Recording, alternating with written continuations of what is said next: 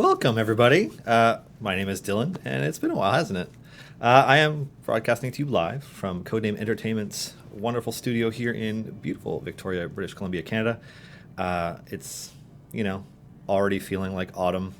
I swear it was summer yesterday, but nope, not so much. It's already starting to get kind of cold, hence the heavier jacket. And also, I'm in the office fridge, basically. Before we begin, I'd like to give a huge shout out and thank you to D&D for allowing us to join you here on the official D&D Twitch. It is and will always be an honor to be here. And I'd also like to give a shout out to my co-producer and moderator, the invisible yet always there and awesome Erica, who is in the next room. I'm just going to make an adjustment to my chair because it's propping up my posture just a little bit too much. Oh, God. It has been a little while, hasn't it? Between PAX West and the pre-PAX POX I had just before, I haven't been on stream with you guys since early August. So it's been a little bit, just a little bit. And Chris was able to fill in at least once while I was away, and I only know that because I had to reset the cameras this morning because the wonderful Windows updates that Microsoft puts out sometimes cause microphones and webcams to reset to defaults, which means you have to completely change the color profiles and stuff again. So that's always fun. No guests today, but what I do have is stuff. I have stuff here. Some things that we picked up at PAX or from recent visits to Wizards, like these Icons of the Realms, Baldur's Gate Descent into Avernus minis. I'm going to open a couple of these. We also have, I don't know how many of you have seen this yet, the Essentials Kit. Still sealed. Ooh, the plastic.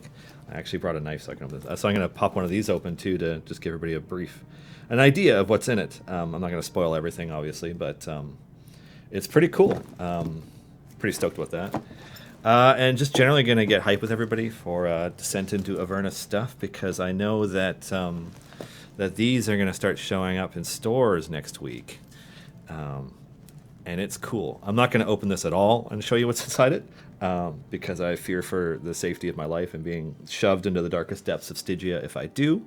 But I think you'll be happy. If you like heavy metal, either the film or the music or the books, or you like Mad Max, or you like really just anything just full of heavy metal demons riding infernal war machines, this book is for you. Which it's totally for me. I'm so stoked. I can't wait to run some friends through it at some point in the future.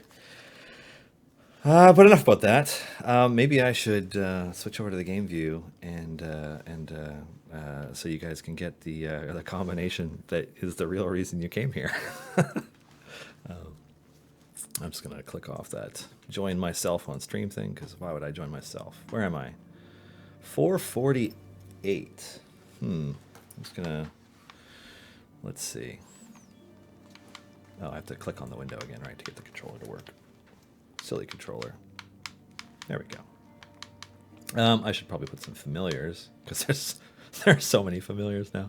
I should probably put some familiars on Roaming Ultimates. Speaking of Abyssal Chicken. And the Flump. There, they could probably idle through 500 at this point without...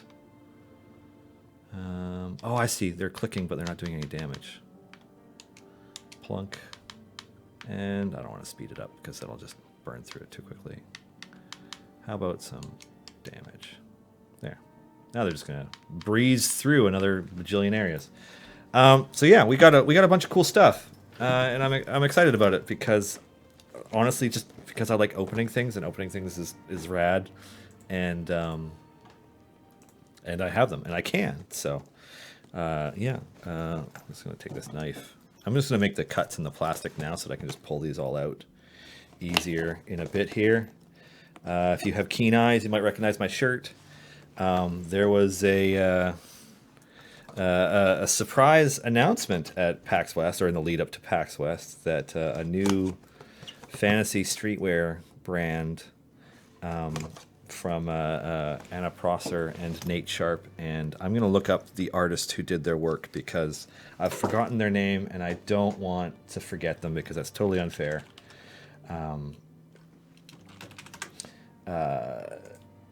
Let's see. What's the name of the artist who did it? Does somebody know offhand? Oh yeah, because their website's not going to show anything yet, right? They have a Facebook page. Maybe they put it on their Facebook page. What's the name of the artist? I know that Adam Coble took all the photos for them. Because, granted, it's not like it's hard to make Anna Prosser or Nate Sharp look good in photos. They're both such ridiculously attractive, photogenic people that it's just, they look great in all their merch. But who did the actual designs? I can't find it. Oh, bloody hell. Well, I was hoping to talk about who did the design. Anyways, so I was lucky enough to get one of the pieces. Like, I have this thing, this shirt. Love it. It looks awesome. Pretty stoked about it. And yeah, it's they showed up at PAX. They announced and sold out of much of their product right away because, let's face it, it's selling to their audience. Like, we love that kind of stuff. If it wasn't a Cantrip, I'd be wearing a Death Save shirt, right? Like, anyways, just happy. Also happy to be able to support creators that we worked with and we like working with. So let's see what's... I'm hoping that there's a Zariel in one of these. No, that's some other... they're all pretty awesome because they're just full of... Oh, crap, there's tons of stuff. Oh, all right. Things are falling out. What do we got? Yeonogu's Hezru. That guy looks evil. Looks like a giant demon wolf thing with a spiky back. That's pretty rad.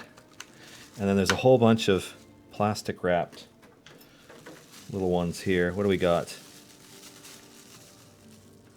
A lemure, little slimy lemure. I should probably have a camera view set for this. I just didn't think of it until just now when I need it. Oh, this guy's sweet. Maragon. This guy's like axe in his cloak. That's pretty cool. And then we have a Babao. Little blue, spiky, demon-y dude. Yeah, it's funny because we use webcams for this show. So if I put it up close to the webcam, it's just going to go out of focus because it's focused on my face, which normally is the only thing that we want. But yeah, minis. Hey, it's Jackson It's Funny. Hello. I got one more box here. What's in it? It doesn't look like Zariel leather either. Darn. What do we got? Some kind of flesh golem. And a whole bunch of other ones. They really pack a lot of stuff into these. All right. I think he's leaning a little bit further back than he's intended to. Anyways, it's a flesh golem. Actually, you might recognize this one. If you've seen any of the Descent into Avernus concept art, you would recognize this guy. But yeah. Blarg. Mickey the Flesh Golem. And then, another fat putrid thing. Naparibo. He's just like this giant glob of just fatty awfulness. And... oh, this is interesting. This looks like a hero character. No, wait, no, it's not. Sorry, nothing good here. Marenoloth. Like this cloaked figure with a flaming staff thing. Oh, that's cool. And some little thing. It's funny because the mic picks up these the wrap that's on these so well. What is this? A Dretch. Tiny little thing. Anyways, all these horrible things and more for you to enjoy in the depths of Avernus when you eventually start either getting these or playing a Descent into Avernus campaign. Now, having had a chance to look at the book, I am very, very excited for it because Who am I if not someone who loves playing edgelordy characters and likes the idea of going into hell as part of his campaign? And here we are with a book that is all about that. I mean, Baldur's Gate is is just what was it? Chris Perkins said on stream. He said it was the Gotham City to Waterdeep's Metropolis. Although on the Roll20 stream the other day, I think Adam Coble called Baldur's Gate the Texas of the Forgotten Realms, or what was it? Something along those lines. No offense to any Texans or anything. Like, I don't think anything like that is intended. He's more just talking about like how well armed the people are, or something. I don't know. Anyways, yeah, there's a lot of cool stuff in here. There's maps, there's adventures, there's, oh man, a truly epic story. Now, players keep asking me when the Baldur's Gate Descent into Avernus campaign is coming into Idle Champions, and some of them were speculating that, hey, the book comes out on store shelves next week. Maybe the update with that is coming next week. Not quite. Our planned update for next week is going to include a number of variants for the Grand Tour of the Sword Coast and Waterdeep Dragon Heist campaign, as well as any quality of life bug fixy stuff that we can fit in between now and when we have to start putting those builds out. So that's next week. And then coming after that will be our first Year 3 event, High Harvestide 3. That's going to be September 25th, I want to say. I'm just going to pull up my calendar here just to double check. I'm pretty sure it's September 25. Yes. Yeah. Year 3, Event 1, High Harvestide. There will be a hint about the upcoming champion at some point during the stream. There will also be some changes to how events operate moving forward with Year 3 events. We're going to dive into that a bit next week. I only just read a brief overview of how things are shifting around and how it's going to be. So I'm not quite clear enough yet to start answering questions on it, but we're going to do what we can to start talking to you guys about it starting next week. Yeah, it's some things are going to shift. The game is continuing to evolve. Obviously, we've pretty recently introduced a couple major systems to the game with the feats and patrons. So we have a lot more going on for players. There's a lot that you can do. There's a lot of end game stuff now. I don't know how everybody else is doing with their patrons, but I'm enjoying it. I mean, biased towards Vajra Safar, so I've been just working my way through all the adventures with that one, and I kind of thought it was really funny that Durable Deep was so easy, but some of the other ones are so difficult. So yeah, it's been a blast. I've been literally hunting for the designer of Cantrip, and it's tough. It is. I feel bad because both Anna and Nate have told me who the designer was, because they will always say when you ask them, yeah, this was started by Anna and Nate, and then they'd say who the designer is. And I'm like, awesome, but the name didn't stick, and maybe it's because I've met Anna and Nate a few times and I haven't ever met or spoken with their designer. But yeah, there's some pretty cool stuff there. Is this the Knights of Pythias meeting stream? That's funny. Can I give us a date on the new adventure in the game? Yes, kind of. So next week we're going to do our variants. The week following that we'll do our first Year 3 event. And when our Year 3 event wraps up, we will be starting our Descent into Avernus campaign. So, yeah. It's coming, but so that will put it at early October, unless something happens to somehow shift that around. But that's the plan. How many hours do you guys usually work on this game? We work. I wouldn't say that we do much in the way of crunch time unless there's something that's on fire that needs to be addressed immediately. We just kind of, between people getting sick, people getting time off, people working in events, etc. We kind of have a rotating set of staff who are present. There are quite a fewer people present today than there were on Monday, just because of things, life, etc. Anyways, we work pretty regular hours. I mean, like, 40, 45-hour weeks for most of the people here. Yeah, we don't really buy into the crunch culture that some game companies are famous for, like what Rockstar was getting a lot of coverage for before the Red Dead Redemption, what was it, 2 came out. But yeah, we work regular full-time hours. Yeah, let's see, artifacts. Hi, Dylan. The challenge page for patrons is empty, but we have perks enhancing rewards that don't exist yet. Can you tell us what to expect there? What I can say about patron challenges is that you can expect them relatively soonish. I don't want to tell you what date we're targeting with them because I don't want to say something and then have that possibly change. But next quarter, absolutely. Ideally earlier, if possible. That's kind of the plan with patron challenges and some of the other stuff. Like the patron system, as it is currently in game, is very much just the basic foundation of what we want to do with that system. We're going to build on it. It'll evolve as well. I mean, this is, it's what happens with an early access live service game. Like the game just iterates and iterates, and yeah, patron challenges are coming.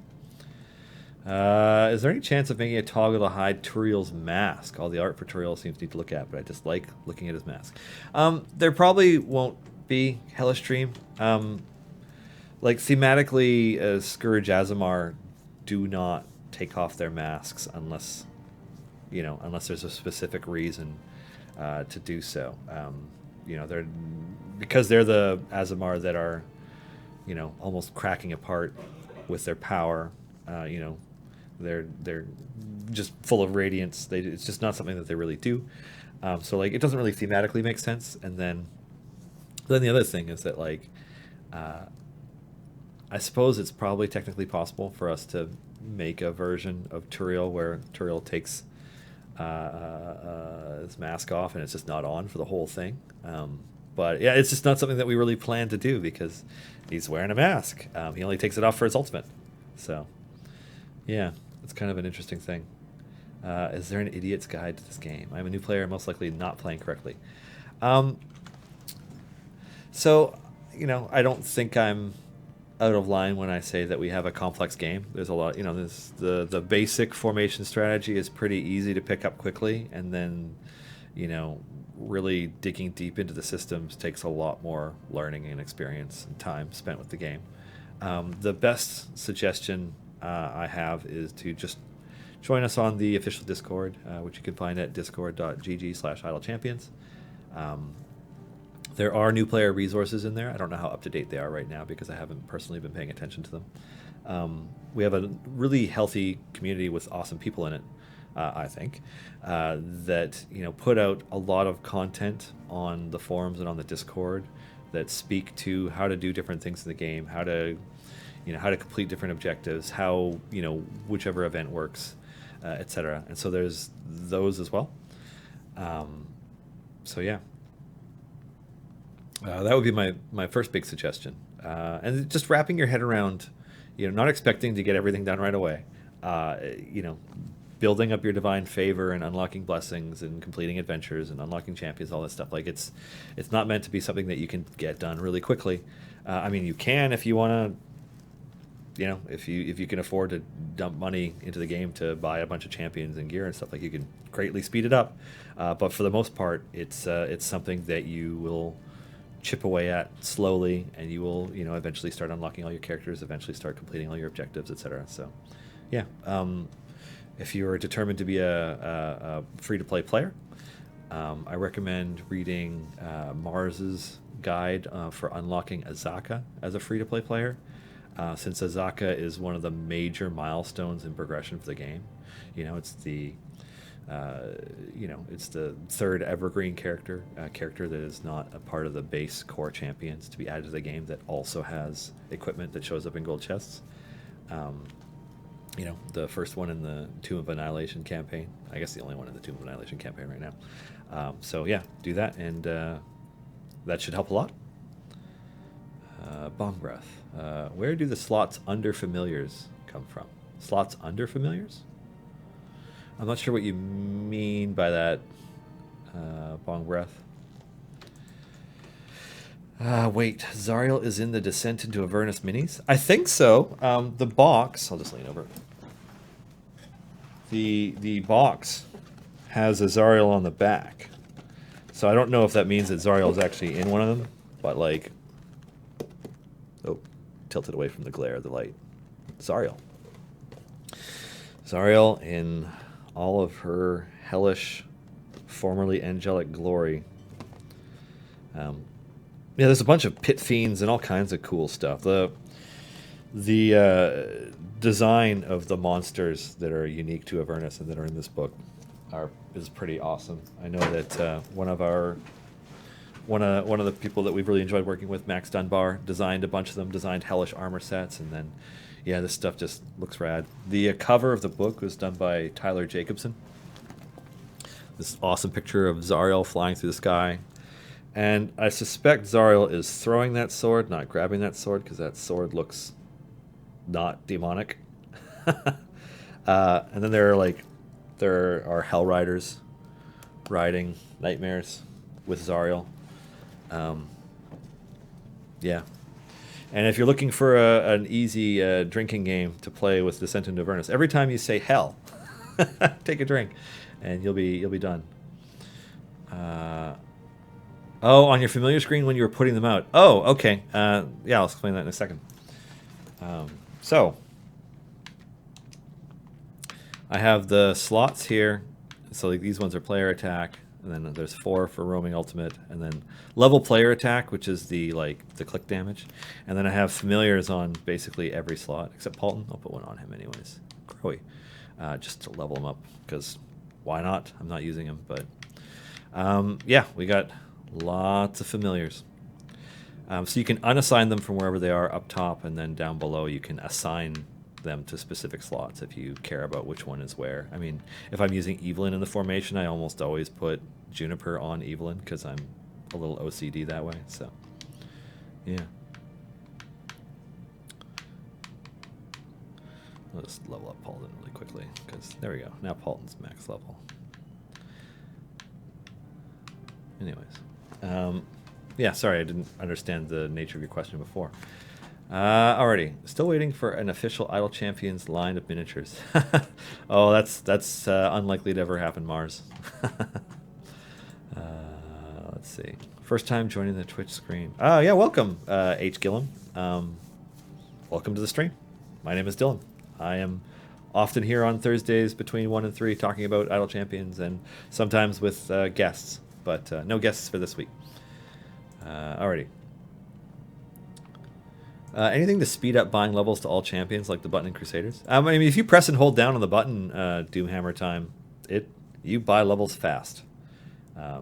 Yeah, that's something that made its debut in the gamepad UI console version of the game and has since made its way over to the other versions. Is there a timeline for patron challenges? I don't want to give our targeted date for patron challenges because there's always the chance that we won't hit it. Like, we tend to like to talk about features and things coming to the game when they're close enough that they're locked in and we're pretty sure they're not going to budge. So, yeah, they will come as soon as they are ready, and it shouldn't be too long. Let's see. When the Avernus campaign does come, will it be a separate campaign or a continuation of the Grand Tour of the Sword Coast campaign? It will be its own campaign, just like Waterdeep Dragon Heist and Tomb of Annihilation. So there will be a new Baldur's Gate Descent into Avernus permanent campaign available from the main map. Now that Year 3 events are coming, do you know how much tokens will be required for Year 3 champions? We're going to dive into Year 3 events and how things are changing next week. What I can say now is that it will be pretty easy to unlock a Year 3 character.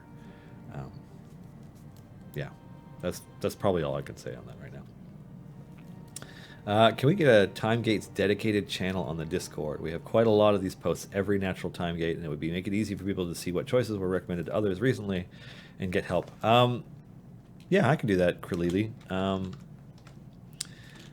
Just send me a ping on Discord after the stream is over so I actually remember to set it up, because otherwise I will get distracted by something else and forget to do it. Let's see. Is the auto archive feature on the subreddit that keeps people from commenting on old posts going to stay in place for the foreseeable future? That will affect how I set up your 3 guides. Honestly, Garwar, I've never looked into it. That would be a great question for Mars, who has taken on the daunting task of helping to also moderate the subreddit and help with that on top of already being one of our community leaders. So, but I will make a note here about that because I have to look into it. Can we get a method of hiding the large text box that covers the champions when you are looking at the base ultimate damage? Crom the Pale. So it's funny because I'm not always sure which version of the game somebody's talking about. Like, because like in the gamepad one, you just hold down the left trigger and you get your numbers. Your numbers is, and then you can also, you know, change them around. So I'm assuming you're talking about the Steam or tablet version of the game and the interface there. I don't know that we're planning to do anything else with the base ultimate damage system or base ultimate system, the BUD system, at this time. So, I mean, I can pass your feedback along to the devs, but if it's not a change they're looking at making, then they won't.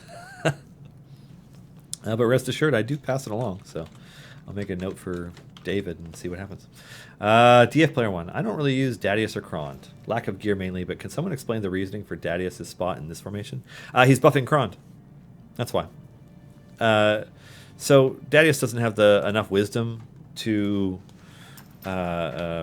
reap benefit from Narak's Githzerai focus, nor does Warden. Krond will if you have his feet. I don't. But Korth does with the feet, which is what I've been... Oh god, I keep unplugging my controller.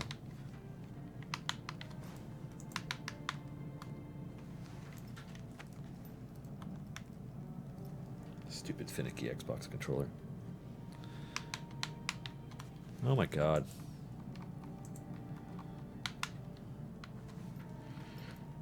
Should I yank it out? Oh god, I'm just trying to demo this thing. There we go. Yeah, so Korth has a wisdom, has the observant feat, so he's getting the buff. So like basically, I'm just using Narak to buff those, and I've also got the one for Bruner. So both Korth and Bruner are getting significant wisdom buffs. When this formation starts to reach its wall, I start swapping between Neris and Warden. I let Warden debuff enemies with Hex, and then I switch over to Neris for the damage. Neris, being a cleric, also has high wisdom, gets benefit from Narak. But Dadius has a pretty wide range for his buff, and it buffs intellect, and Krond, being an Eldritch Knight, has high intellect. So it's just a way for me to fit him in as a buffer in this formation. I don't know if this is the best possible formation for me, but I've been idling to like 530, 540-ish, give or take, with it. So, I mean, it's working for me right now. I've reached an interesting point where, because of the plus wisdom buffs and the way that I have it set up, like Krond is kind of my go-to DPS, but that's not necessarily going to be what everybody else ends up with. Any goblinoids or Verdan coming down the line? We don't have plans to do... we don't have any goblins or Verdan in our plan. Sorry, any goblins, hobgoblins, or Verdan in our current champion plan. Now, granted, we only have a plan that's in place until the end of this year. So what is that? Winter Shield, I think it's the last event of the year. And even then, the only ones that are 100% locked in are the one that's coming up with High Harvestide and the one that's coming up after that in Liar's Night. The other ones are probably locked in, but are also, I mean, they might change. I mean, shit happens, things change, things get bumped around. It's an ongoing challenge for Chris. So there's always a chance that they will shift. So I don't want to talk too much about them. But I can confirm that there are no Goblinoids or Verdan among the champions planned to come out throughout the rest of 2019. Yeah. Can we get a way of hiding the one-off Patron items that have already been acquired in the Patron store? Seems cluttered to have them stick around once purchased. I can pass your feedback along, Chasm of Bones, but I can't promise that that's something that's going to change. Where Bison? Any idea how long before the level cap for champions goes up again? I'm not craving it at the moment, but it does make me wonder. The new content is keeping me busy. As far as I know, and this could change at Justin's whim. As far as I personally know, we're not going to be raising the level cap again this quarter for sure, and probably not in Q4 either. Yeah, it's just not something that we're focused on. Doesn't mean it won't happen, but it's not something that we're focused on.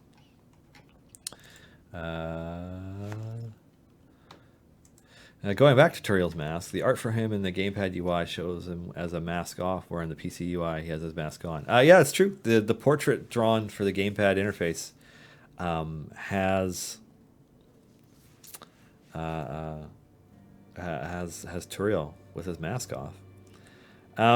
It's an interesting inconsistency. There's a couple things that if Chris is out today with migraines, so pray for Chris to go through that quickly, because migraines are real bad. Having had them, they suck. So I hope he feels better soon. We have a few inconsistencies with Turiel that I have on a short list to bug Chris about. One of them being, Turiel is wearing plate, which he can wear as an Order Domain Cleric because they have access to heavy armor. However, he does not have high enough strength to wear plate armor, so we should either adjust his strength or change the nature of his armor in some way. The mask inconsistency is an interesting one. I don't think we will add toggles to be able to toggle his mask on and off, but you never know. So yeah, it's among the things. But yeah, I'll make a note for Chris Telestream. Alrighty.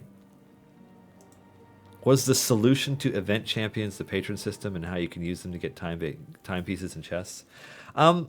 I wouldn't go so far as to say that the solution to event champions is the patron system, so much as the patron system is a new feature that we have plans to build upon a lot. And, we're trying to make everything cohesive and, allow for players to enjoy the gameplay in, more varied ways instead of being quite stuck on such a linear path of how you wait for an event, you unlock a couple characters. We want to give players a little more freedom. We want to make it a little bit more possible for you to chase things that you want. So you can now purchase a couple time gate pieces a week from your patron if you wish, which will help you speed up getting time gates. I mean, you can, at this rate, you can buy 2 a week from Vajra and Mert, allowing you to open your own time gate for sure every 3 weeks, on top of the free time gate that opens every 3 weeks, and not including the time gate piece that you get roughly weekly. I don't think it's exactly weekly that it drops. It's like 4 days or 5 days or something. But just trying to help players out that way. But also, we have other things that we want to do that will build upon the systems that we've been putting in place. So you can very much consider the patron system as is the first 1.0 version and like the foundational version that we're going to build upon. So yeah, I wouldn't call it a solution because that feels like a really final answer to something, and the patron system is going to evolve. King Nightmare. Given Shandy and now Turiel, whom benefit from the formation not getting attacked, and potentially for more such characters, can there be a crowd control specialist that can further delay enemies from attacking the formation? Well, I wouldn't say that Turiel only benefits from the formation not getting attacked, because Turiel deflects, assuming your Turiel is in your front column with somebody else who's tanky, Turiel will use Orders Demand to, it's Orders Demand that pushes them over, right? I can never remember. I get the names mixed up. But he moves enemy attackers onto the other tank, and in so doing buffs more. So it's actually important that the formation gets attacked when Turiel's at the front, at or near the front. Now, are we planning just straight up crowd control champions? No, we're not. But that's an interesting idea. It's something that we can keep in mind. Yeah. When will we start the patron challenges, and what will they be? We're still working on them. I would say, what can I say about them? We are targeting a patron system update very soon. I'm not going to give you guys a date on when it's coming, because it's it could change. I don't want to give a date that somehow gets changed. But it's not coming next week. Next week it'll be variants, and the week after that is High Harvestide, so it's not coming then either. But it's coming very soon. Will there be a way to get the Jim Dark Magic skin if we can't make it to a PAX or a show? Yes, there will be. However, in the immediate future, the Rockstar Jim Dark Magic skins are exclusive to people who have come up to us and grabbed one at PAX. Yeah. But it will be making its way into the game in another form. Just like the Yum Yum Hut Donar will also be making its way into the game eventually. Let's see. I'm still hoping for the Pirate, Santa, and Party Jarlaxle skins someday. See, I don't want to... There's the part of me that as a player wants to be like, hey, yeah, I promise X, Y, and Z are coming at these different times. But at the same time, I don't want to promise anything that might not happen. And plans can change. I mean, I said for a very long time that we would not be adding more familiars to the game until we added more things for them to do. And here we are. We reached the point where we were intending to retire the DLC packs and the familiars and replace them with new ones. And we reached that point before we had time to add additional functionality and options for familiars. So here we are with an abundance of familiars now. So, sometimes you just have to eat your own words because things change. But there are very few things that we have released that are going to stay purely exclusive in some form forever. And I don't have a hard list for you on what that is. The Mimic familiar from the first anniversary did not come back. It doesn't mean that it never will, because plans can change. But it was intended to be something that was exclusive to people who participated in the first anniversary celebration. Archon's Shield Golden Epic, which I'm sure is extremely desirable to people now who may not have gotten it, was a part of the console launch celebration at the end of last year, and so on. So there are things that are going to be exclusive in Windows, but the intent is not for that to be a one and done thing. They never come back. The intent is for them to come back in some form. Let's see. Question. I just need to take a drink of this while I read this.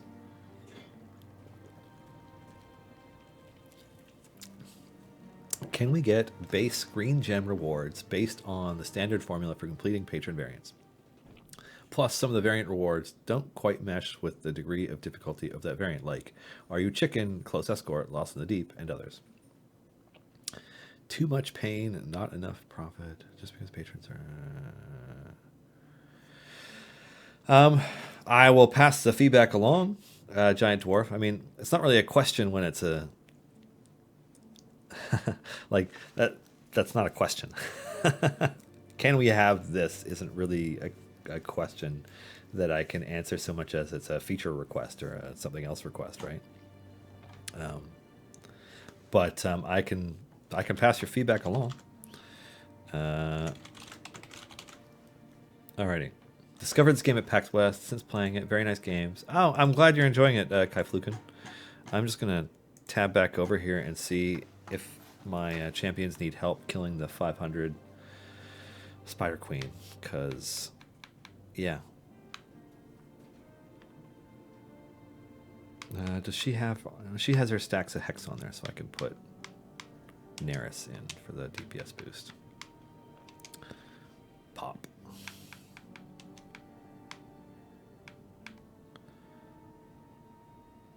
Oh no, the Hex didn't get consolidated. Darn it.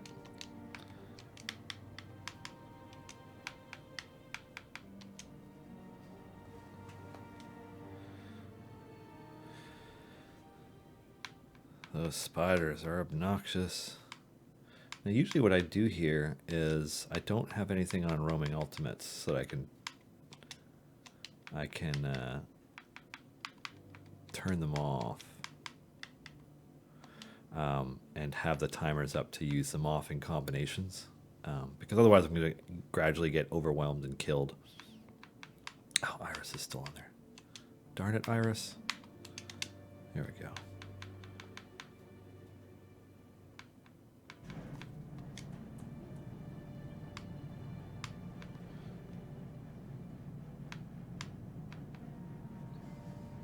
Yes, I love it when my main DPS is wrapped in webs. It's awesome. Super awesome. Here we go. Pop. Now we should be able to get to the point where we can start clearing everything out.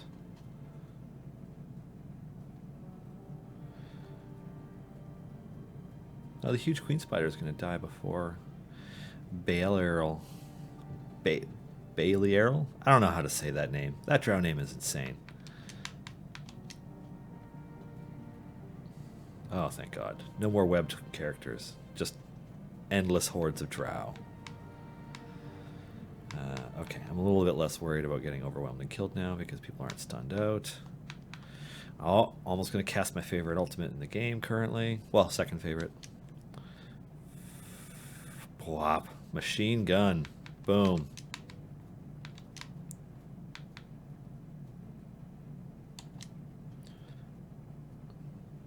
Yeah. Okay.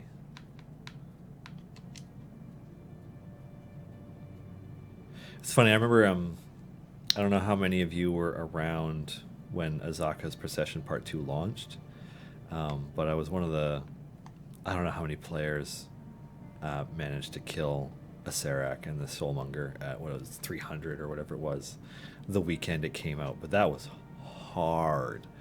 I sat there doing that boss fight for a full 45 minutes to take them down. It was something else. Yeah, just a crazy challenge.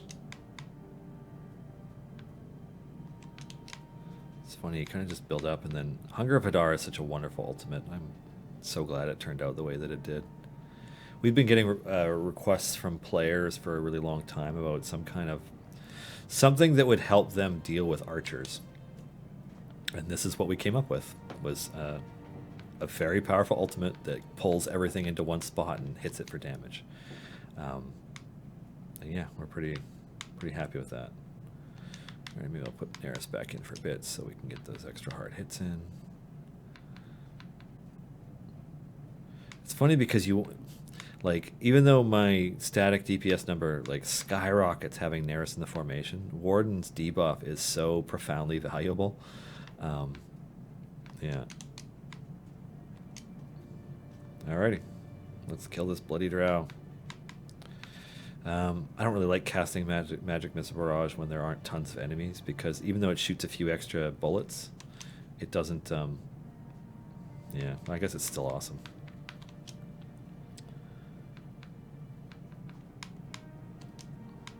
I don't know. I don't know what it is about it. So, I mean, my favorite ultimate is the Turiel ultimate because it's epic. It's just a really cool ultimate.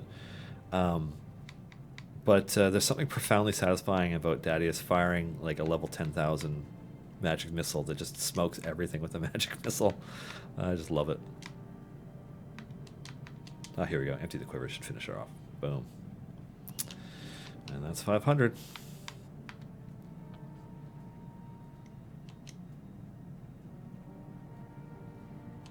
Put Warden back in.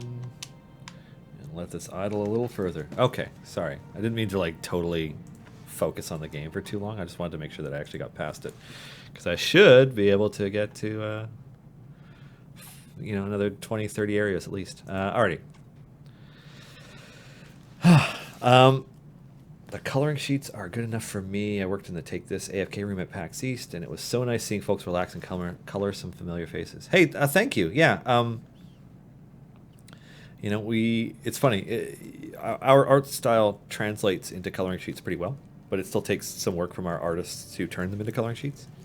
And we've made quite a few of them. And we were happy to be able to provide them.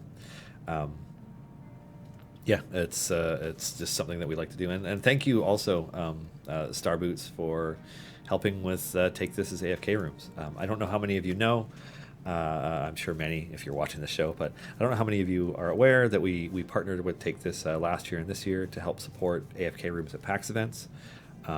We raised $13,000 for AFK rooms for starting at PAX West this year, and it's there.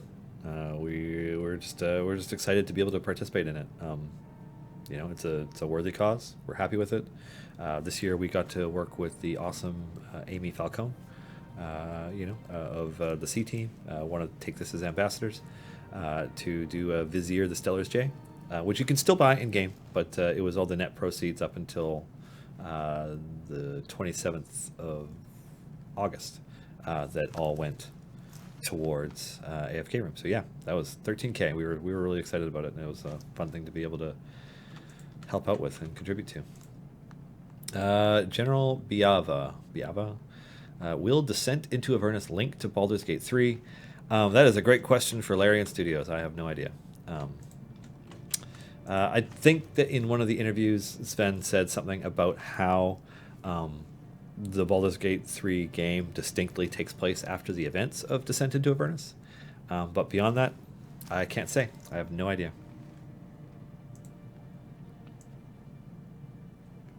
Will going through and completing a bunch of the patron missions now hurt our ability to complete patron challenges when they are released? No. No, they won't. Any hints on the next High Rollers character and when? Would yes this. What I can say about that is we have followed a pattern so far, and that pattern continues. I can't give you an exact ETA, though. Do you have the Brunner feat as well? Yeah, I have the Brunner feat for plus wisdom, so that's why I'm using Brunner and Korth with Nurak. That gets your eye focus buff. So I don't know how many of you were watching when Justin was on stream, but we were talking about how overpowered gets their eye focus is, because it was the buff idea that I came up with for Nurak when we were trying to think of ways to change Nurak. It was horrifically more overpowered when I came up with it because there was an item that buffed it and a specialization that could amplify it further. But then I was just kind of like made a note. I'm like, is this way too OP? Because it seems OP because it's so strong. And it is. It's super strong. And so Justin correctly nerfed it way down for the rework of Nurak. And it's still incredibly potent. Yeah. But I also really like the way that it's potent because like it's wisdom champions, right? So it's like clerics and druids, maybe monks if there's a monk buffer at some point, which I know Nurak is, but you know what I mean, right? Somebody else. So yeah, there's a limited number of champions that it works extremely well with. Some rangers will have high wisdom, not all of them, but some of them. And so it's just very cool to have that interaction. It's just a new way to do it. So we're excited about that. But it's super good. And I'm just, Every time I open a gold chest, I'm praying for the +1 wisdom feat for Kron that will make him my go-to DPS forever. Alrighty. Which members of the team were most involved with the design of Turiel? Was he based in any way on the biblical apocryphal angel Turiel from the Book of Enoch? Was his visual design influenced by Peter Morbach's own artistic interpretation of the angel Turiel, both of dark skin, white hair, etc.? Interesting questions. The very first pass on Turiel's design was me. And this was after we'd already decided to do an Azamar. No, it wasn't. We were still trying to decide what champion was going to go in that slot. So, to give you all a little bit of insight, we were working with a creator that we love to adapt their character for the game. And when it came time to the go, no go, we need to start production on this character immediately in order to meet our deadlines, in order to release them in time for Bright Swords. We hadn't gotten far enough into the design of the character with that creator in order to move forward. And so they now have a new date. Their character is coming, and we know exactly when, and it's ready, but it wasn't ready for Bright Swords. And so we had this point where it's like, okay, we need to make a character for Bright Swords now. What don't we have? And so I pitched Turiel, Scourge Azamar, Order Domain Cleric. We hadn't done an Azamar, let alone a Scourge Azamar. An Order Domain Cleric just seemed like a fun thing ever since Guildmaster's Guide to Ravnica came out last year. And the basic design of Turiel being, as close to the front as possible, buffing champions behind him and buffing them more the further back they are, and that stuff was a part of this pitch. Justin and Chris took it, ran with it, came up with the Constitution buffing, the reverse taunting that Turiel has. The ultimate stayed basically the same through all the versions, but the specializations kind of shuffled around to accommodate the different design. And the other part was, while that was happening, there was a design discussion in our just general Idle Champions chat, where we were always coordinating with each other on different things related to the game. And there was an ongoing discussion that involved some of the artists talking about just how to interpret an Azamar. How do we want to do this? And Kat suggested the kintsugi aspect. The I don't know how many of you are familiar with Japanese pottery, because why wouldn't you be? But kintsugi is where you take something that is shattered and you put it back together using gold, and so you get this really beautiful ceramics or whatever. And so the idea was that Turiel had cracked apart. Some of it is Alexis's interpretation of how to design Turiel as well. The darker skin and brighter colored hair just came through that process, and so it was a pretty organic thing that was collaborative across the board for everybody right from the get-go. And it was built out of the amount of time we had to put the character together. Turiel was, I don't want to say a rush job because that's totally unfair for Turiel, but it was done. Turiel was made more quickly than some characters because we needed to get work on him immediately. So I don't think that there was any intentional information taken. I need to go back, and I don't think there was anything intentionally taken from the Bible or anything for it. But I mean, you can't help but be influenced on. Oh, for God's sakes, this controller just. I think I think this controller might just be crapping out because it's not even lighting up the way that it's supposed to when I plug it in.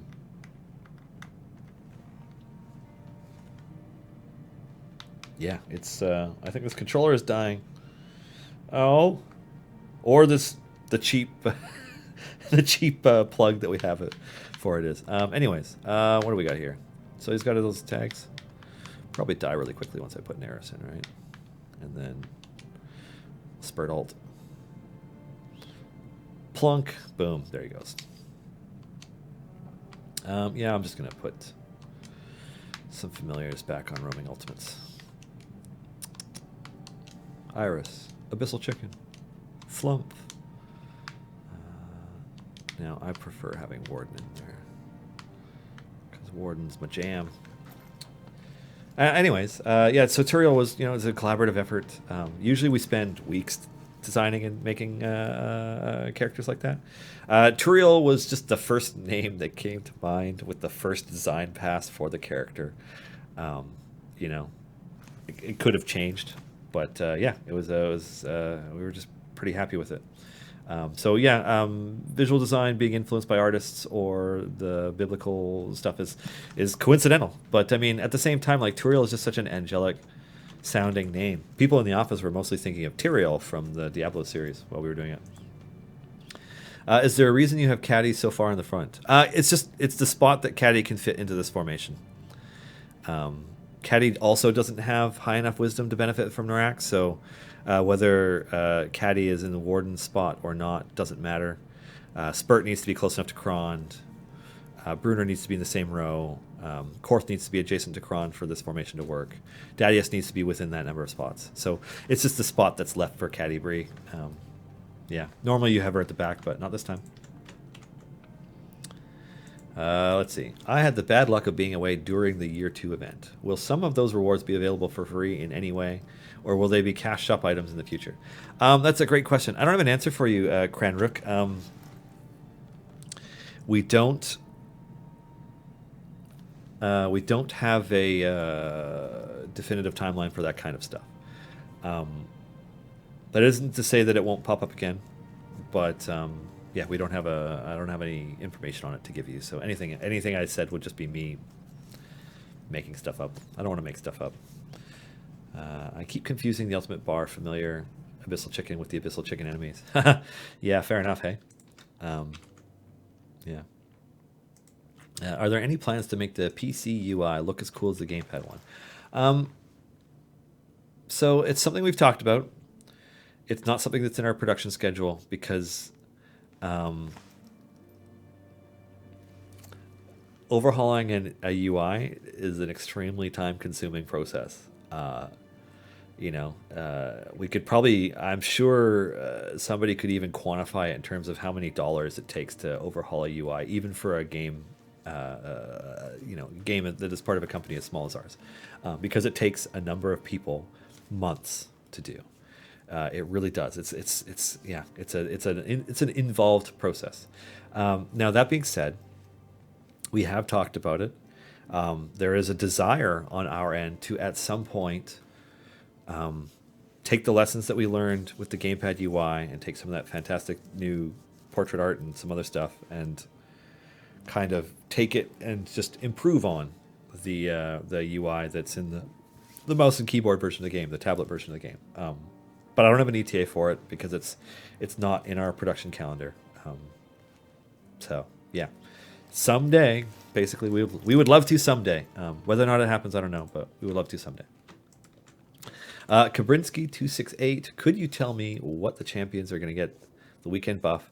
That's a funny question. So I was actually asking somebody that question earlier today because I don't know what's coming, because it's not done. It's not that this coming weekend's buff is not fully planned out. I think the graphics might already be in the game. I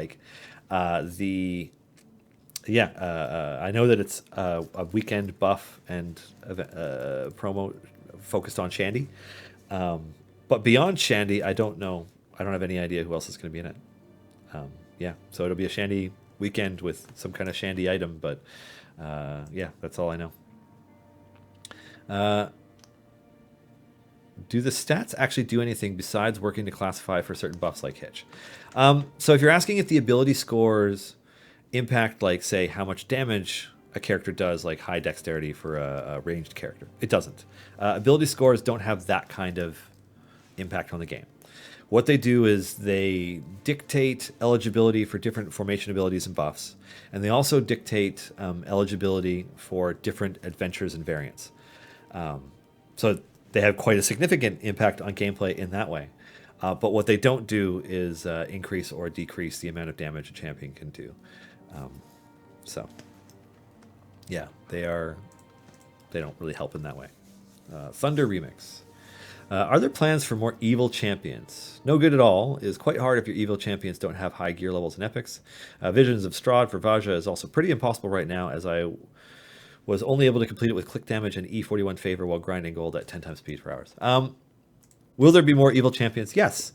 I'm just trying to think if we have any evil ones coming in the very immediate future. I think there's one, two. The plans are for 2 more evil aligned champions before the end of 2018. Sorry, 2019. Wrong year. But that being said, things could change. But yeah, we're currently planning a couple more before the end of this year. When can we expect to see familiars and other stuff in the Patron shop? I can't give you an ETA on that kind of thing. I don't know that we're putting familiars in the Patron shop even. So what I can say is that the Patron shop, the Patron system, is getting a significant update soon. It's targeting soon. But I'm not going to give you a date on it. Early Q4 is what I can say. Any update on the testing mode that was briefly mentioned a few streams back? So there's a slight misconception in that we get a lot of suggestions for both quality of life fixes, things people would like to see in the game, features they'd like, etc. We get tons. We get far more than we could ever adapt, even if we wanted to. Testing modes, or modes where you have like a free formation and you have characters unlocked and you can try out a bunch of different stuff, are things that we get a lot of requests for, but we do not have anything in our production schedule planned to do a feature like that. It would be a big undertaking for a feature that doesn't build a priority system for something that we have a high priority around in our game. Now, I'm not saying it wouldn't be helpful for players, because lots of players would like to be able to just mess around with different formation types, try things out, try and build their synergies with the freedom of not getting attacked by enemies or not having to do it in a formation where they push really far or whatever. But in terms of an update for a testing mode, it's not something that we're planning to do right now. I passed the feedback along to the dev team. If at some point it's something that they think that they're going to do and they can see a business case for working on it, it might happen. But it's not something that we're planning on doing at this time.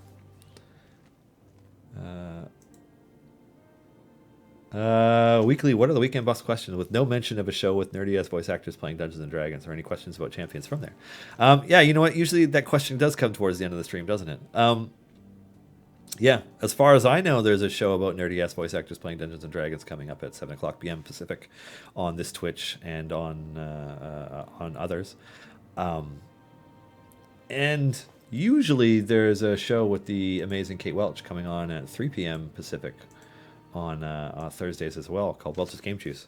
I don't know that it is today, because the D&D Twitch channel only says Idle Champions from 1 to 3 p.m. Pacific. It doesn't say anything about Welch's, so no Critical Role today because Matt is in Europe, and no Welch's Game Juice.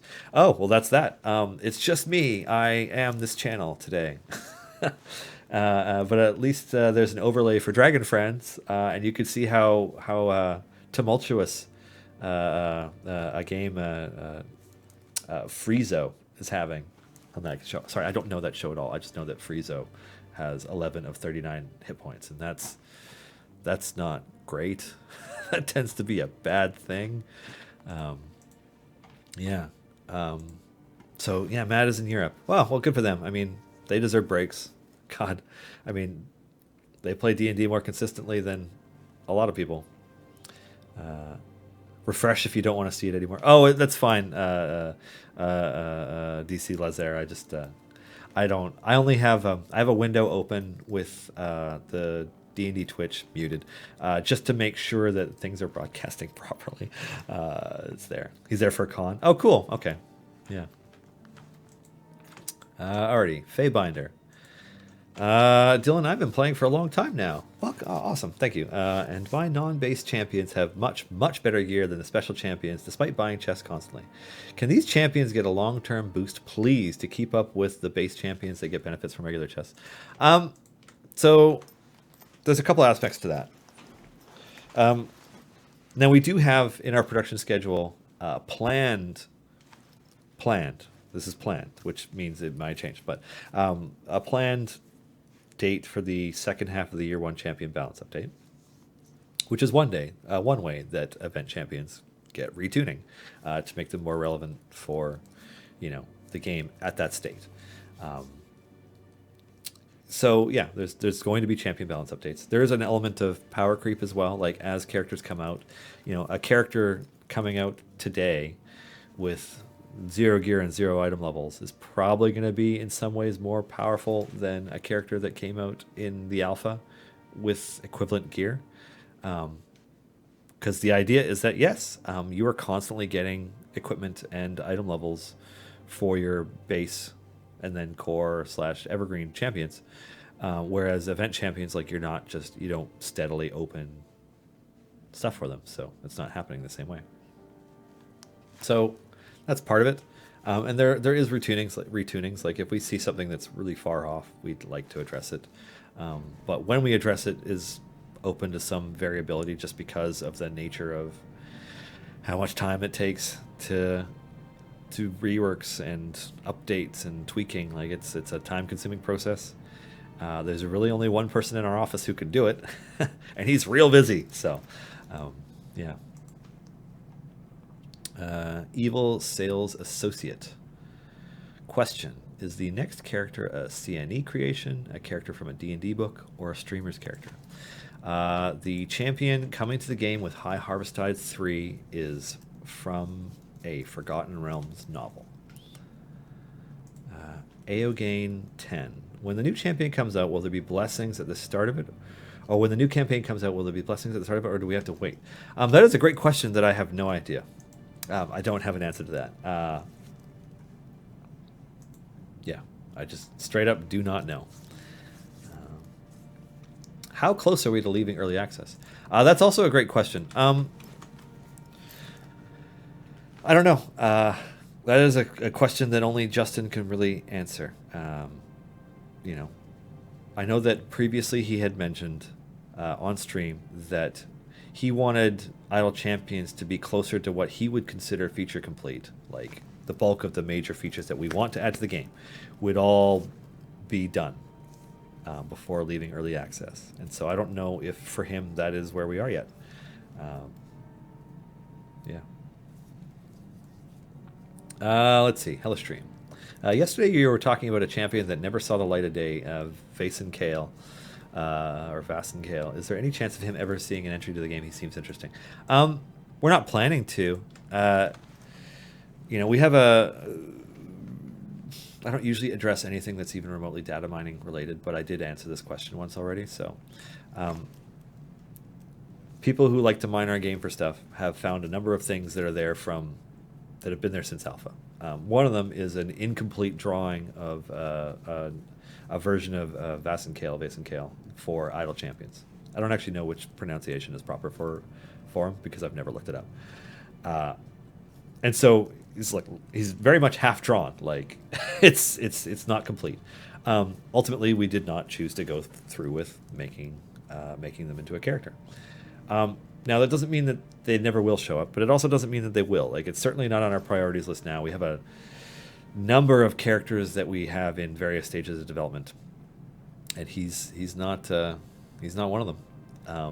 Yeah, there's a couple others too. Like, I remember when I first started at Codename Entertainment, there was a back and forth discussion with Wizards of the Coast about a specific character, a specific race class combination that we were trying to fill.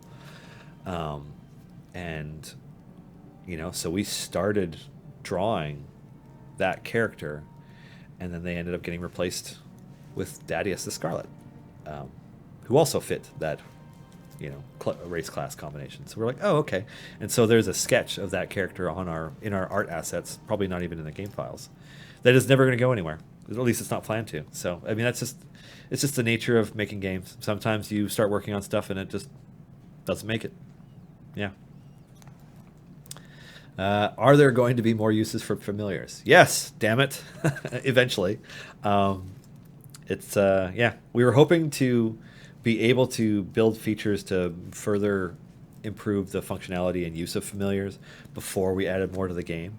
But we reached the point where we were retiring DLC and swapping out familiars and bringing in more before that. So that happened first.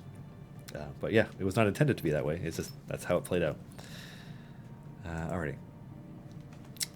Rather than have a percentage for free run for patrons, could we just have a numerical option like X5000? I waste so much time trying to determine how many more runs I have each week. Okay. So you want to know, you want it to count in your patron screen. Excuse me. How many out of 5,000 you've earned each week? Yeah, I'll pass that along to the dev team.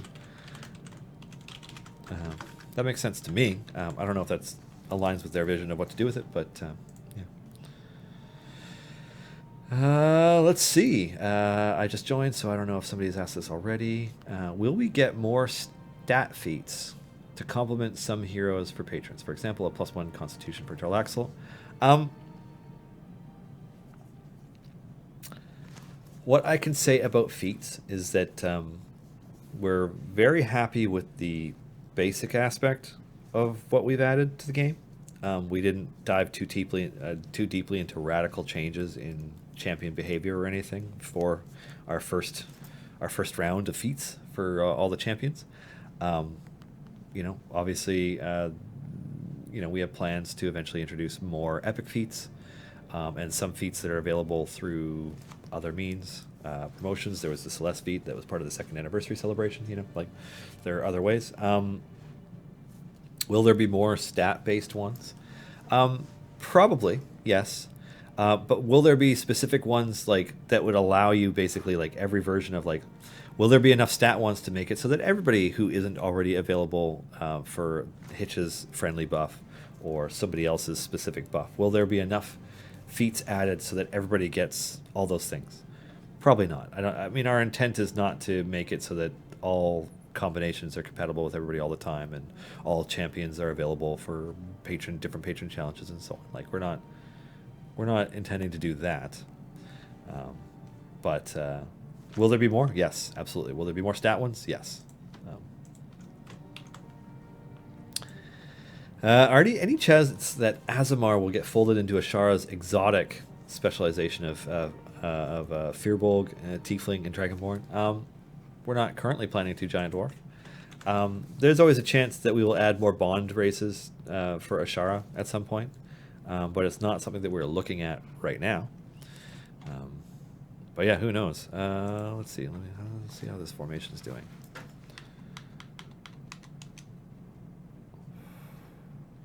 Oh yeah, we're reaching the point where we're not killing stuff quickly. Maybe I will increase damage more.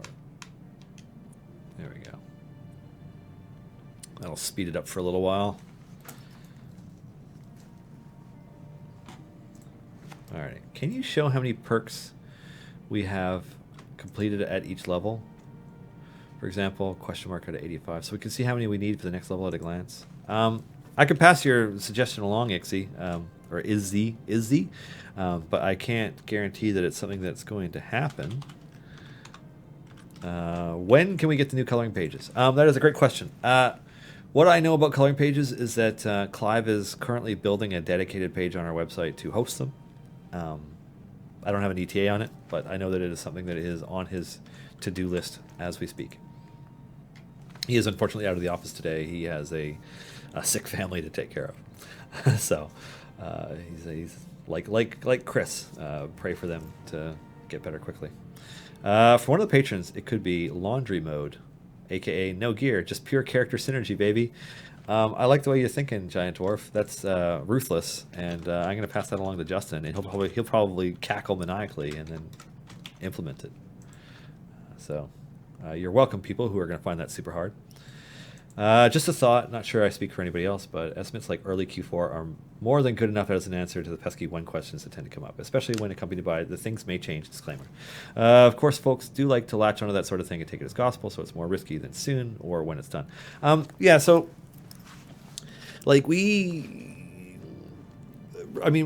internal dates can shift around, right? It's the reason I don't want to give them. I could say when we're targeting, but what I don't want to say is yes, X feature is going to come on Y day, and then when Y day comes and goes, people are like, why didn't this happen? because there is a tendency, however unintentional, for some people who, read read dev blogs or watch streams or whatever, to read everything and think that that is etched in stone as a promise, right when you read it. Um, and like really what we're doing is like we're giving you the best information that we can give you in that moment, and things can always change. We don't want to, we certainly don't aim to, but it's one of the reasons why we try to play our cards closer to our chests, and we don't like to give hard dates or talk about things too far in advance. So yeah. Pajama skins for laundry day. I like that. That's funny. Anyways, so yeah, like we're targeting early Q4 for the patron system updates, but that might not be what happens. So Idle Champions Trivia Night stream. That's funny. I just realized how far I need to answer questions faster. I'm far behind them showing up in chat. Can we get a Sun Soul Monk, also known as the D&D Super Saiyan? It's funny. A monk class, like the only one I've ever been interested in playing is the Way of the Astral Self one that came out in the Unearthed Arcana last month, which I might play at some point. But I don't know, monks, they're fun. They don't speak to me very much, and I think the whole reason that I want the Way of the Astral Self one is because it seems very psionic to me. And even then, like the Aberrant Mind Sorcerer UA that just came out, that's probably what I'm going to play next in whatever campaign, because it just seems fun. Yeah, I guess I have things that I like, a tendency to go in that direction. Why does your game version differ from mine? I mean the layout. I'm playing the gamepad UI. So this is the Steam version of the game, and I'm playing the gamepad UI. So if you go into the settings, thank God this controller is working right now. There is a display in UI mode toggle. When you toggle it on, the game will close, and as long as you have a gamepad of some kind plugged in, when you turn it back on, it will boot up in this UI instead. That's available in the Steam version of the game. So yeah, you just have to have a gamepad plugged in, and then the buttons will change depending on whether you have an Xbox or a PlayStation controller plugged in. Is CD going to work on a randomizer for familiar placement instead of defaulting always to Mage Hand as the first? It's certainly not on our list as far as I know, Ronan, but I mean I can pass it along. Evil Emperor Zerg. When I max level champion, sometimes the XP bar is clear and other times it is yellow and full to the right. Any particular reason for this? Seems odd. It is a bug that has been around forever. I'm not really sure what causes it. Not that I would, because I'm not a dev, but yeah, that's a bug. Will there be new earnable familiars? Yeah, they're coming. I mean, yeah, that's something that we do. With the meta of generally 1 DPS per team, will future DPSers be limited? That's an interesting question. So that's like a much, much, much bigger question than it seems like at first glance, and that's probably a better question for Chris or Justin, because they had a lot of the design of the game. Yeah, I don't think I can answer that in a satisfactory way. Just because of the way the game is designed, you're always going to reach a point where having just 1 DPS with more buffs focused on them is going to be the optimal way to play. So, yeah, it's just the way it is. Hellistream. This is a UI question. Oh. When trying to buy patron chests for their currency, you have to go directly to the patron shop, then to the chest tab to open them. That being said, there is a patron chest purchase option in the shop, but only for real money. Is there a chance that the patron gem chests could be placed in the normal shop? I don't think that's something that we're planning to do, Hellistream. Yeah. Tickist. I'm a new player, and I was wondering what are the other uses for my gems other than familiars? You can buy chests. You should be buying silver chests until all of your core and evergreen champions have loot. And then you should switch to gold chests, which you should continue to buy until all of your core and evergreen champions have epic equipment. If you want to get familiars or feats, in there somewhere. I mean, you can. That's on you. But the biggest way to improve your gameplay from the start is to get gear. So that's what you should be spending your gems on first. And then after that, I mean, you can buy feats. Feats are kind of expensive, so they'll take a while to purchase all of them. And you could buy gold chests, which can also have feats in them. So yeah, that's what you can spend gems on. Are there any plans for having a third specialization choice for champions at any point? Personally, I'm quite content with just one or two. Maybe. I mean, that's something that the door is open for us design-wise to always add something like that. I mean, we could add more specializations to champions, but it's not something that we kind of do, like when we do level cap, soft cap increases, and like think about it, right? Like we're pushing 50 characters.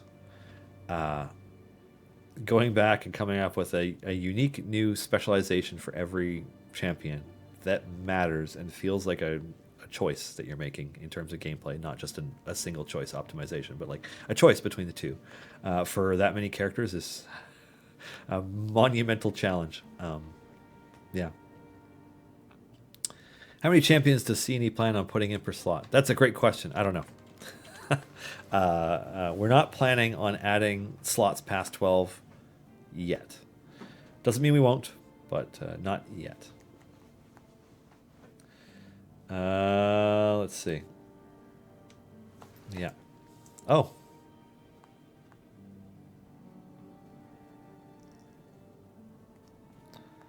Was there more to that question, Mars? I didn't have more.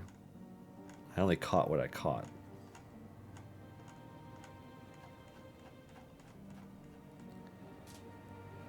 Will we get more daggers for Hitch with the year 2, part 2 update? Oh no! So I didn't read the rest of it, Mars, because it wasn't a question; it was a statement. Yeah, yeah. Will Tyrell get a moonbeam feat? Right now, the ones you give him are kind of useless. Um, it's funny. The Bear Tyrell is something that's pretty niche, right? I find that I rarely use them. Heck, I'm not even using Tyrell right now. I'm using Wolfgar because Wolfgar is great now. But every once in a while, you find a use for a Bear Tyrell, and it's fantastic. Um, hey, it's Abyssal Chickens. Look at all those Abyssal Chickens. Um, are you looking to add anything which would help take down segmented health more easily? Oh, well, I mean, so that was Binwin's niche to start, right? Binwin was fully capable of just chewing through bosses with armor or segmented health because he did extra damage to it, extra hits, and could attack many times. And it just kind of like once Barrowin stopped being Barrowin, Binwin kind of stopped being Binwin, and Barrowin is actually still pretty good. Like if you can get 2 or more hammers on your DPS champion regularly, Barrowin is actually still extremely viable. And if you can somehow get 3 to 4 on a champion easily, Barrowin will buff much better than Tyrell. It's really not close. But the idle synergy between Barrowin and Binwin is kind of gone. So we haven't encroached on Binwin's design with any other characters yet. It doesn't mean that we won't, but it's just not something that we've considered doing. So, yeah. All right. Fire off the machine gun. Boom. So good. Love it.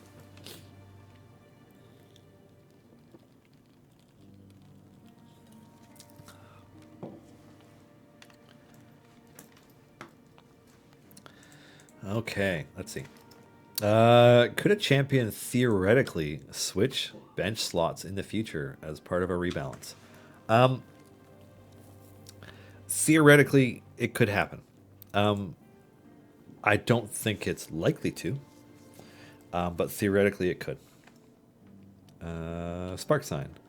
Would you all ever have a partnership with Twitch or Google similar to D&D Beyond that would enable platform migration?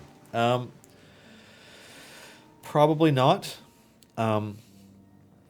because uh, moving from platform to platform is I mean, it's something that Justin or David or Eric, somebody a little higher up than me can answer with more eloquence and detail. But the TLDR is that, Sony owns PS4, Microsoft owns Xbox.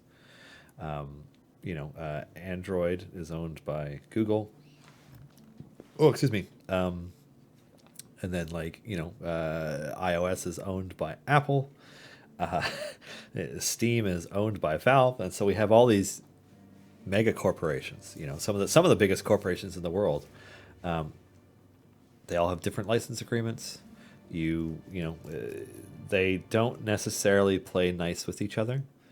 And we're a pretty small company. Like when you're bringing in Fortnite dollars, it's a little bit easier to get those companies to be like a little bit more relaxed about moving between platforms and stuff, because they all get a cut of what happens on their platform.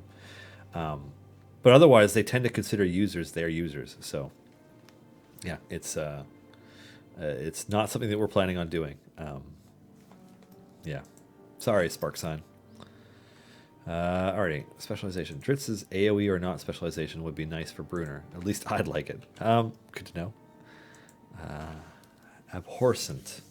Have you ever read the Wheel of Time series by Robert Jordan? And if not, why not? And also, how pumped are you for the Amazon series? So I have read many of the Wheel of Time novels, although I wouldn't say that I remember them that well. I'm trying to remember which was the last one. I'll have to look these up. I wouldn't say that I'm excited for the Amazon series for it any more than I'm excited for Amazon's Lord of the Rings Second Age series. Yeah, how many books are in this series now? Let's see. So I haven't read all of the Wheel of Time ones. The last one I read, I think, was either, let's see. Definitely read Crown of Swords, definitely read Path of Daggers, definitely read Winter's Heart. I think how does Crossroads of Twilight end?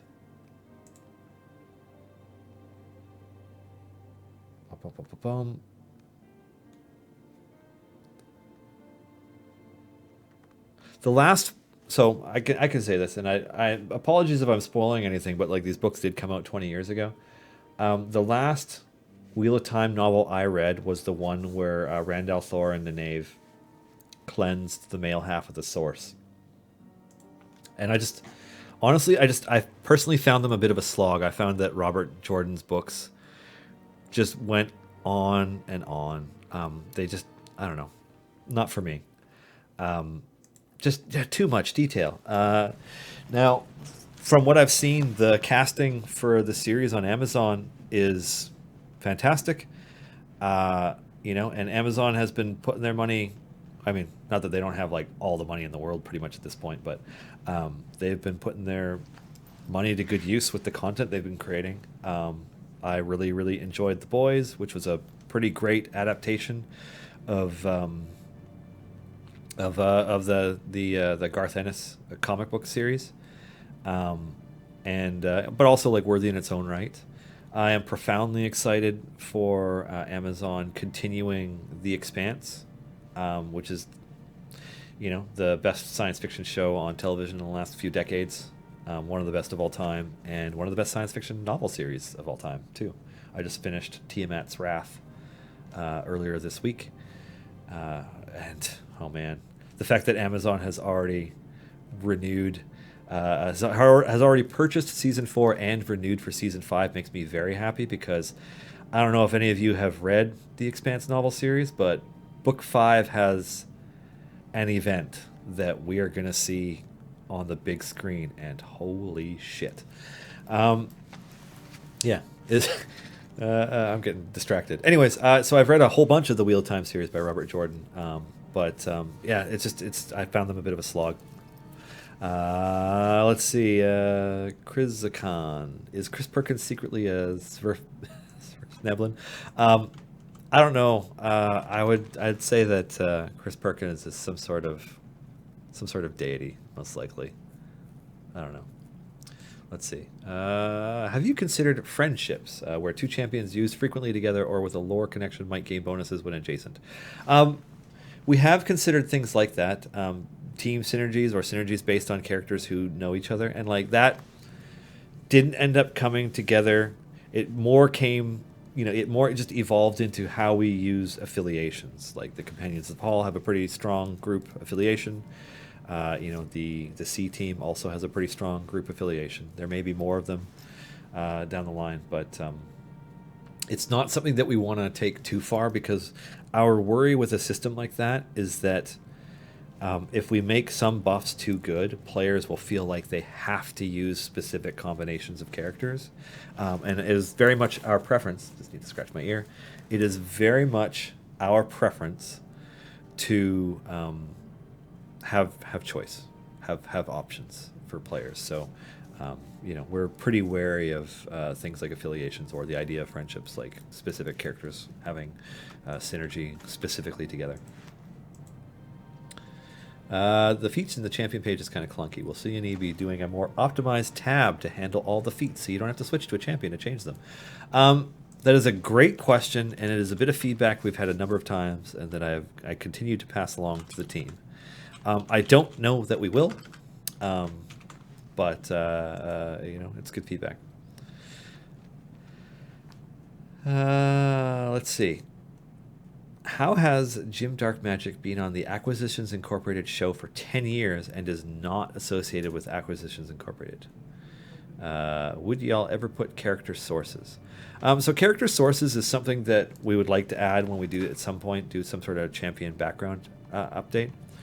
Now the reason that Jim doesn't have I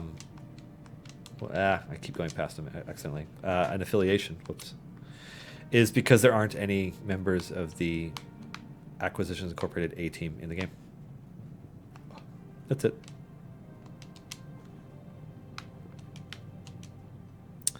That is it. There's at least one more coming to the game. He spent a lot of time in that team as well. Alright, you said that events are changing for year 3. Are Stokey and Farida still coming up next event?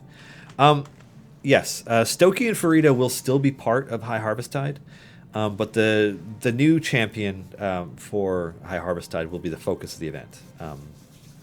I can't give more context than that because we need to do a more in-depth year 3 event Q&A. But yeah, that's what I can offer. Can you permanently remove or replace Delina? No, we're not going to do that. We still need to add Kreidel to the game and put together our Heroes of Baldur's Gate synergy. So, who knows? It might be that Delina is super great then. God, I hope she's super great then. This is a fun idle game. I have been playing for a few weeks now. Would you consider making a multi-part quest where the completion of each part unlocks an upgrade for a minion? Firebird B-Tops. That's an interesting idea. I don't know. I mean, I could pass it along to Justin, and it might align with something that he's already planning on doing or already, doing for the game, but who knows? Any chances of having an unlockable champion for Dragon Heist like there is in Sword Coast and Tomb of Annihilation? There is a chance for it. I don't have an ETA on it. We have plans that have been shuffled around our calendar quite a bit, admittedly, because we were probably first talking about them around this time last year. But we do have plans for additional Evergreen unlocks as part of campaigns in the game. I don't have an ETA for it. Let's see. What is considered underground for Mertz into the Undermountain? As logically sewers should qualify, but don't seem to kick in for the Seeking Allies adventure. I have no idea, Giant Dwarf. That's a great question for Chris or Justin, and I'm going to pass it along in their direction and hope that I get a response.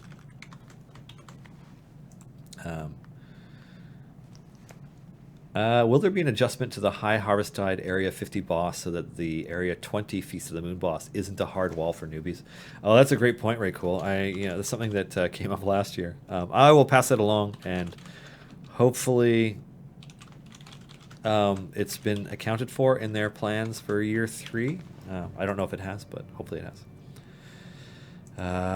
Let's see. What was your introduction to D&D? Mine was seeing the original Red Box in Walden Books as a kid and thinking it was the coolest thing ever, and then reading Spellfire.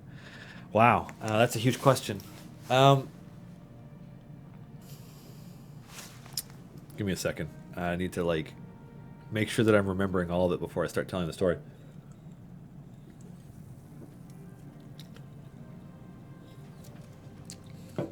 Okay, so my introduction to D&D was in multiple parts.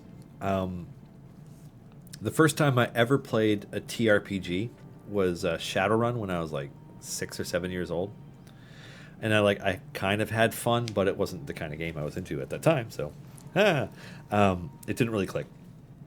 My first introduction to Dungeons and Dragons was second edition AD&D in high school. I played it with a handful of friends. It didn't really click, and I think that was actually because we just didn't really know what we were doing. And so like we had fun making our characters, but like when it came to actually playing and like grasping the gameplay, like we just weren't hardcore into it enough. We didn't push ourselves to stay as a group or anything like that. And so like kind of like played it a bit. It was like, oh, this is all right, and then kind of like let it fade.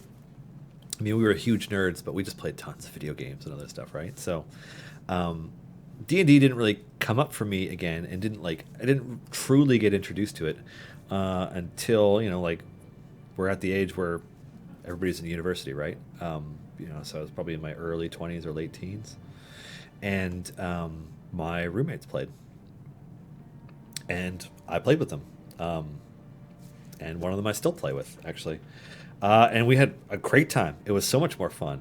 We got into it more. We were playing 3.5 at this point, and it was awesome. And there was just so much more freedom to it. They'd, a lot of modules and books and content got made for it, and that was when the OGL came out, and so there was a lot of other stuff. That's when which eventually helped Pathfinder get started and a lot of other things. So that was when I really got into it, and I really enjoyed it. And then eventually I didn't live with those guys anymore. We didn't push to keep it going, and so I didn't really jump into D&D again until 5e came out, and loved it. Tried to play 4e, wasn't really my jam. I don't know, didn't click for me. But I've been playing 5e for years now and loving it. So that's my introduction to D&D.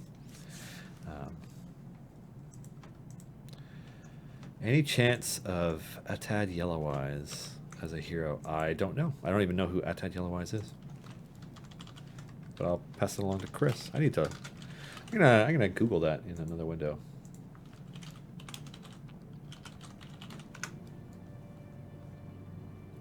I'm assuming it's from one of the older books or something.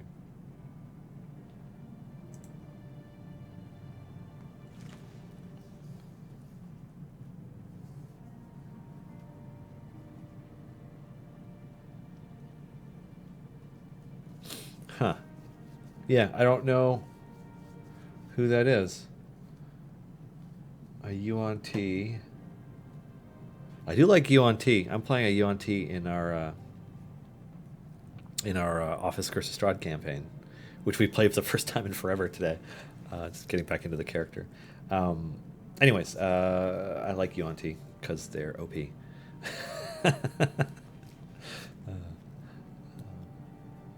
Anyways, I'll have to look into the character more. I don't really know who it is, but I'll pass that along.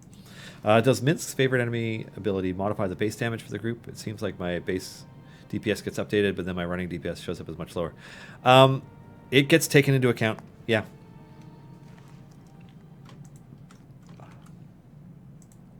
Can you make champions you cannot play in a quest hidden? That's a really good question. So what we do right now is we just put a little band or no icon on them. Yeah, making them hidden outright. I don't know that that's something that's so because that's something that would require both front end tech and some UI stuff in order to hide characters. It's not something that I personally foresee us doing. Doesn't mean that we won't, but it's like it's not as simple as just like it just not showing up. It's it requires some work. So I can pass the feedback along, but I don't know that that's gonna result in anything. Yeah. Let's see. I just answered that question. Now that we have a Mind Flayer skin for Hitch, are there plans for an actual Mind Flayer champion?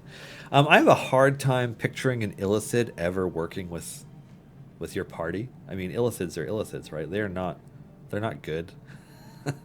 They're about as evil as it gets, and they kind of view everything as lesser beings. And yeah, I mean, Illithids are fascinating, right? Like,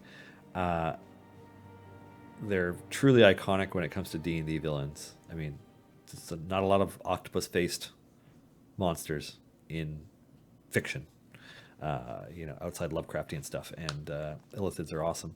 Are we planning on making an Illithid champion? No, we're not. Could it happen? Sure, it could happen.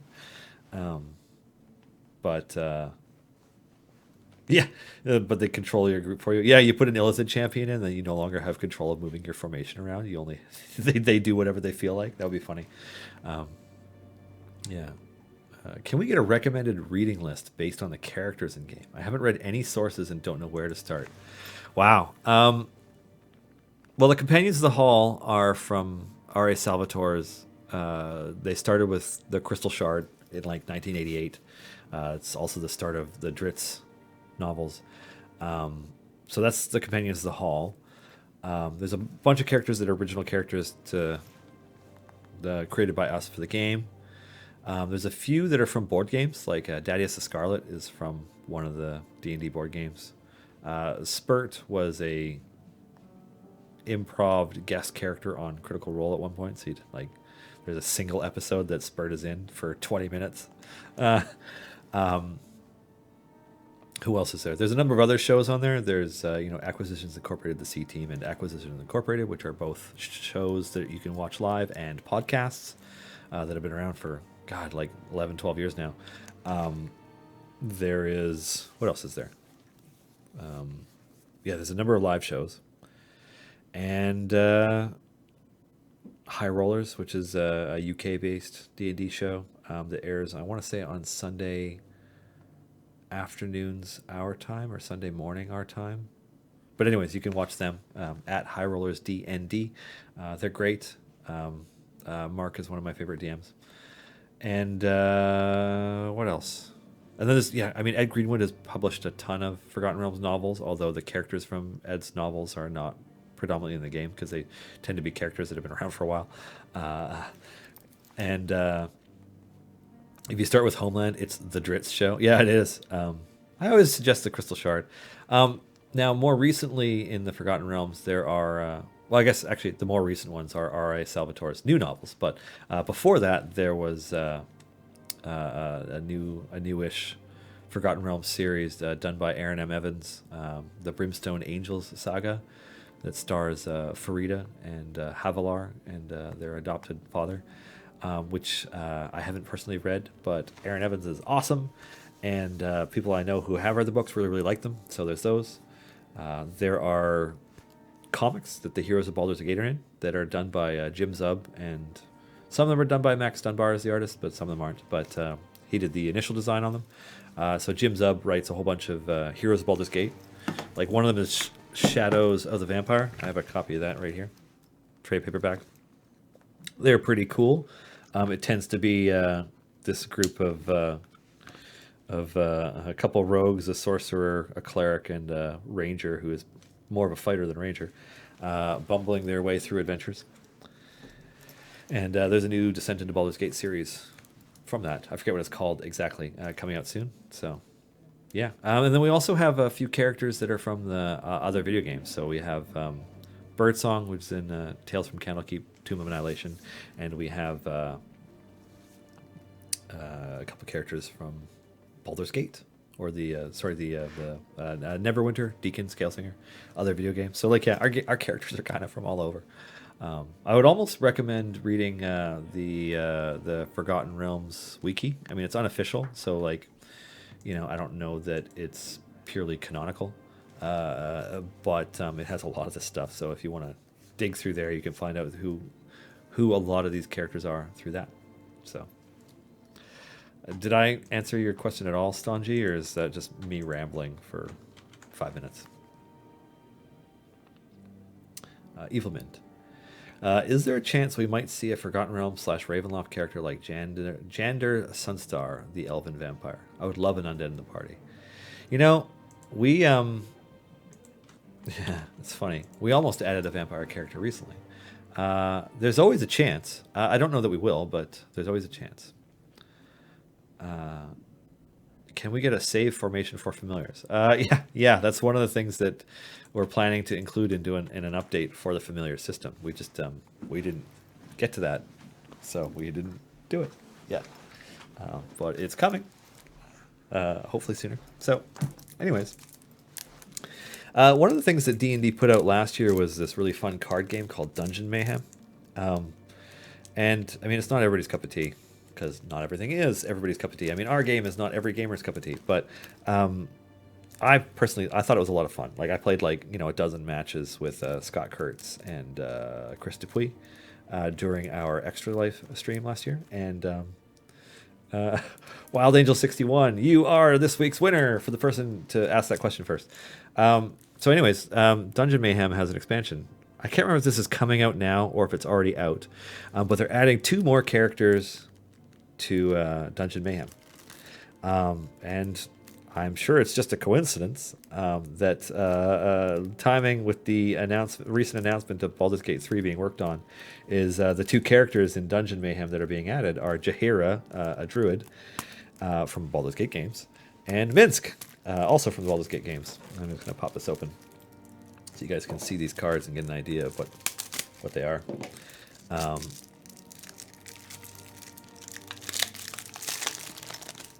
So it's a playing card game where you're trying to assassinate each other. You're playing against other players. You guys have life counters and cards that do damage and cards that draw more cards and cards that heal and so on. And yeah, that's the crux of the game. So this expansion comes with 2 decks. You have one for Minsk, woo, that includes cards such as Cridle Shandy. I just want to put this up, but I also don't want it to glare too much. It's time to punch evil. It's very Minsk. Lots of fun dialogue Minskisms. And yes, if you're wondering, Go for the Eyes Boo is the hardest hitting attack in there, because of course it is. There's a card in here for Neris. There's a bunch of other stuff. It's pretty fun. And then obviously Jaheira has her own. It's pretty cool stuff. Anyways, I think it's a pretty fun party game. It's not like something you can sit down and play for 4 hours like D&D, but it is a pretty fun thing that you can play for a little while in between things, or at Extra Life when you're in between things or what have you. Yeah, I saw somebody asking about the essential set, so I'm gonna pop that open now, because we're getting close to the end, and I don't have a huge number of questions left. And yeah, I'm just gonna push these minis out of the way because they're covering this desk, and then I'm gonna add them to Eric's collection of minis. Alrighty, so the D&D Essentials Kit. Maybe what I'll do is I will force you guys to look at my face more closely, because the camera is closer, and then you can see this thing way better here, right? Nice shiny little knife.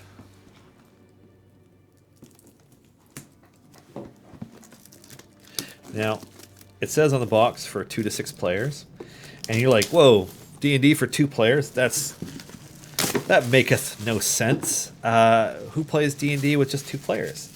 And that's the thing that this product does that I haven't seen before in another D&D product, is there's a new system in here.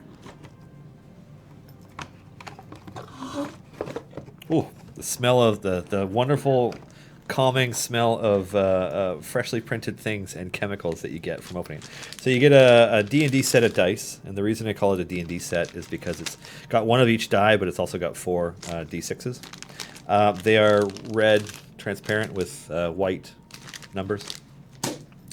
You get an adventure that is unique to this called the Dragon of Icespire Speak. Icespire Peak. God damn. That was brutal. I haven't played this adventure, but I've heard from a few folks that it is awesome. It is a really solid introductory adventure. It's got some unique monsters and stuff in it. It's very cool. Now, I don't know how many of you are fans of Magic the Gathering, but anybody who's been around it for a long time would recognize this. These are one of those fold-out cardboard boxes where you make it into a deck box. And you're like, why do I need a deck box? Well, it's because also included in this product are a number of cards. So you have like magic item cards, and like these have the magic item information on the back. This is one of those things that like DMs love to be able to hand out, right? Like it's very cool. And so there's a whole bunch of sheets here for stuff. There's everything from magic charms to magic items to whatever, and like they're all perforated so that you can make them into a deck of cards that fits into the essentials kit box. But the coolest thing I think in here, like there's a map, there's a DM screen, there's some other stuff, but the coolest thing I see in here is this. And what this is sidekicks. There is a system in this built so that you can, as a single player, have an adventuring party. You can do Dragon of Icespire Peak. God, oh, did that on purpose. You can do it with one DM and one player who has their character and a bunch of sidekicks that go with them, so you can do it. It's got its own rule book. It's got a cool DM screen. It's got this all takes place in a smaller area, and so they've got a nice sized map for it, the town, all that stuff. Anyways, really cool. So yeah, there's a sidekick system in this, which is like, when you think about it, like how fun is that? I see somebody asking if they're as strong as a regular player character. I don't think so. I haven't actually had a chance to try them out myself. I just thought it was very cool that they had finally come up with something like this. So I'm going to pop open this rule book and see where's the thing here for sidekicks. Where is it? Anyways, I'm going to have to look at that after. I'm going to try again. Dragon of Icespire Peak. Icespire Peak. God. I card read good. My English is not so great. Giant Dwarf. They read that they don't suck. The intent is for you to be able to complete the adventure with them. So that's pretty cool. Anyways, so this is not an expensive premium product. This is something that's like, I want to say it was like $20 or $30 or something. Very cool. Check it out. If some of us are like collection people, completionists, and like you feel compelled to have all of something. You're like, oh, it's another D&D product. I need it. And maybe you do. It's very cool. But it's an essentials kit, and it's got some cool stuff. Everything that you would need in order to play D&D with just 2 people is here. So cool. Check it out. Any chance of Critical Role characters in the game? Oh, it's the end of the stream. So the answer is hard baby. That would be cool, wouldn't it? Will we see additional adventures? I feel Saltmarsh was missed. What about Descent? Descent into Avernus is coming to the game early Q4. Could we go visit the Skullcrag in a future Torm update? Hard maybe. I would love for Pickle to be added as a hero. Good to know. We always like knowing who people are interested in. Anyways, so Wrapping things up because even though there are no other shows on today, I do feel like I should end on time. So this has been our show for Thursday, September 12th, 2019. Thank you all so much for joining us and participating in the Idle Champions and Dungeons and Dragons communities. You guys are awesome. This show exists because of a number of amazing folks behind the scenes, including my co-producer Erica, as well as our partners at Dungeons and Dragons, Greg, Bart, Pelham, Allison, Shawling, and Lisa. There are no other shows up next. Sad face. Anyways, take care, everybody. Have a wonderful weekend, and I will catch you next week.